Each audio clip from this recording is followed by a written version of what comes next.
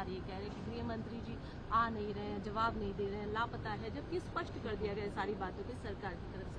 आप क्या कुछ कहेंगे इस विषय में? देखिए, सबसे पहले तो लापता, भाग गए, भगोड़े हैं, इस प्रकार की भाषा भारत की सार्वजनिक जीवन में और संसदीय जीवन में अभी अभी सुनाई पड़ती है। जब से संसद सत्र शुरू हुआ तब से लगातार मैं संसद में आता हूं, मेरी चैम्बर में बैठा हूं। चूंकि संसद भवन के अंदर विपक्ष संसद को चलने ही नहीं दे रहा है, दोनों गृहों में, तो कोई जाकर क्या करेगा। जहां तक चर्चा का सवाल है, सरकार की ओर से किरण रिजिजू जी ने, जो हमारे पार्लियामेंट्री अफेयर्स मिनिस्टर है, उन्होंने बहुत स्पष्ट कर दिया है कि जो नीट आंदोलन के छात्र प्रदर्शन पर सभी प्रकार की चर्चा करने के लिए सरकार तैयार है और चर्चा के लिए समय सुनिश्चित किया जाए और विपक्ष तैयार हो जाए।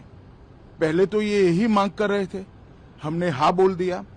मेरी ओर से भी मैंने कह दिया है कि मैं किसी भी सवाल का जवाब देने के लिए संसद में तैयार हूं, मगर वो चर्चा ही नहीं होने देना चाहते।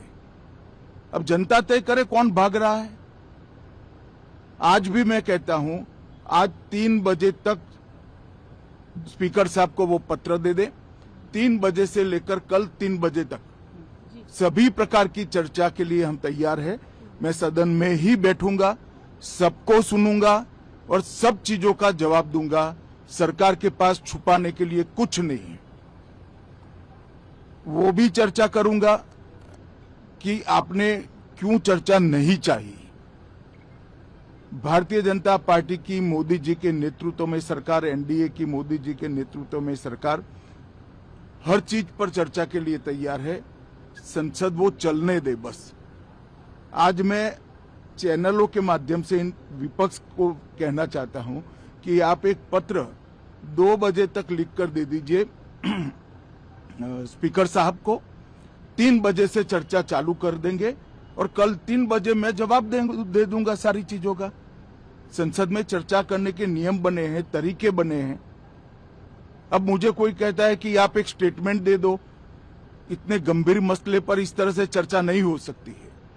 शायद आपके पद्धति में होगा, मगर संसदीय पद्धति ये नहीं है। संसद में एट लेंथ चर्चा होती है। आज 3 बजे से देर रात तक, जब तक वो बैठे, और कल दोपहर 3 बजे तक हम तो क्वेश्चन आवर भी सस्पेंड करने के लिए तैयार है, अगर स्पीकर साहब अनुमति देते हैं तो। कल 3 बजे तक मैं चर्चा के लिए तैयार हूं। मैं खुद बैठूंगा, हर चीज लिखूंगा और हर चीज का जवाब दूंगा, जिससे देश की जनता के सामने सारी चीजें स्पष्ट हो जाए, दूध का दूध और पानी का पानी हो जाए।